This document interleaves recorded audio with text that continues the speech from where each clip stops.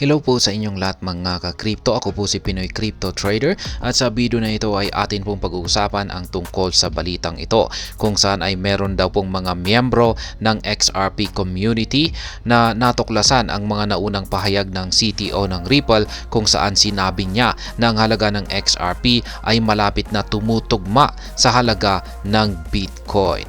At ayan, bago po tayo magpatuloy ay nais ko lamang po munang bigyang linaw ang aking disclaimer kung saan ang nilalaman po ng video na ito ay hindi po ito isang financial advice.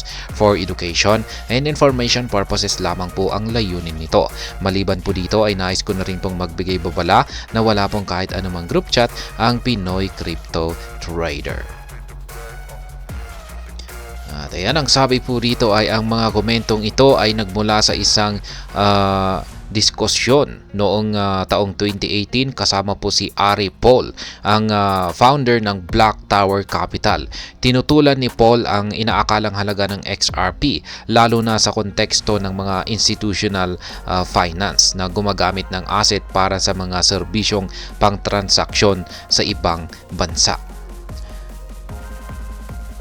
Yan, particular na sinabi ni Paul na malabong tanggapin ng mga bangko ang isang asset na inisyo ng isang third party para makalikha ng malaking halaga. Lalo na kung may option silang magmay-ari ng bagong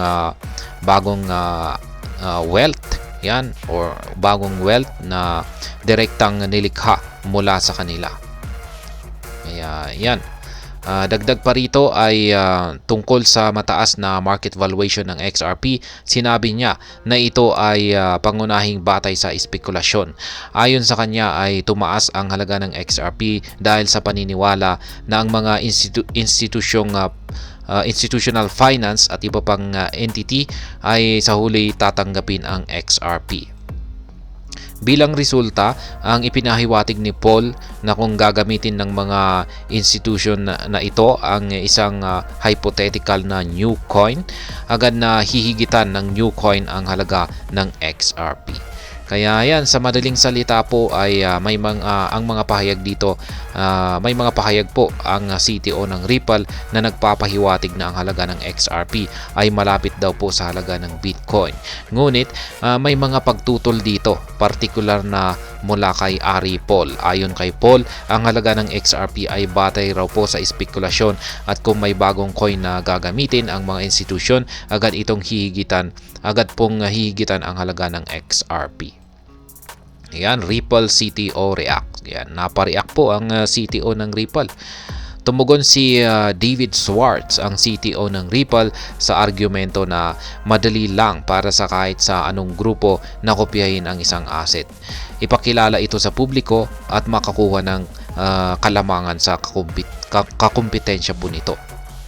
Yan, ito ang sinabi po ni Ginoong Schwartz.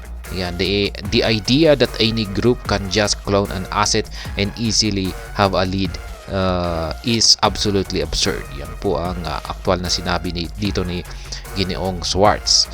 Yan, ayon sa kanya ay ang ideya na madaling kopyahin ng kahit sa anong grupo ang isang asset ay madaling magkaroon ng kalamangan ay talagang kahanga-hanga. Ayan, dagdag pa rito ay sinabi niya na hindi gumana ang ganitong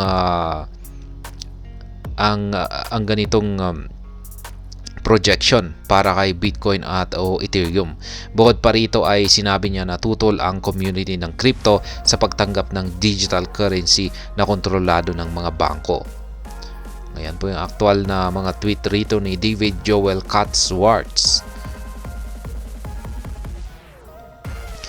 Yan, samantala ay tumugon naman po si Paul sa pamamagitan ng pagtatanong sa kagustuhan ng isang cryptocurrency na pinamamahalaan umano ng Ripple. Sinubukan din niyang bigyang diin ang malaking pagkakaiba sa pagitan ng XRP at BTC ETH.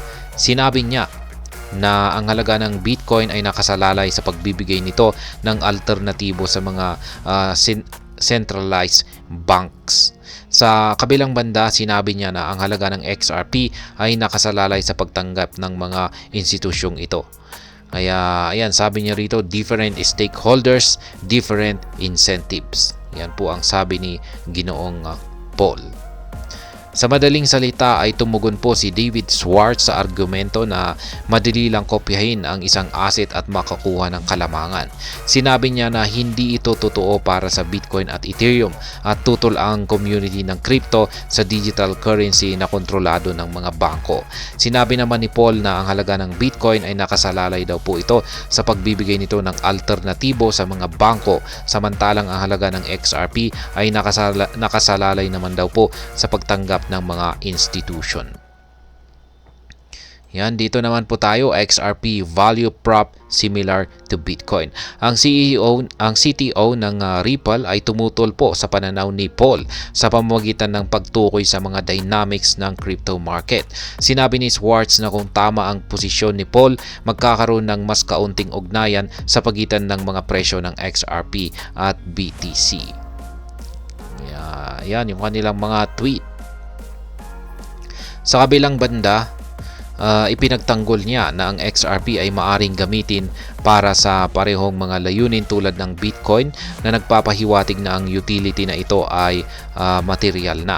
Habang inihahambing ang halaga ng XRP sa Bitcoin ay binigyang diin ni Schwartz ang kalamangan ng XRP pagdating sa bilis, cost effectiveness at angkop na pagbabayad. Yan, dito naman po tayo sa reaksyon ng community sa muling paglitaw ng mga usapang ito sa crypto scene.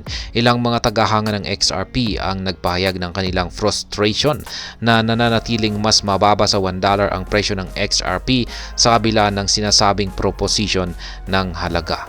Yan, may mga nagsasabi po rito. Sabi ni X-user, yan si X-user, sabi po niya, yeah, the same old stories but the price is still at 50 cents. We are exhausted.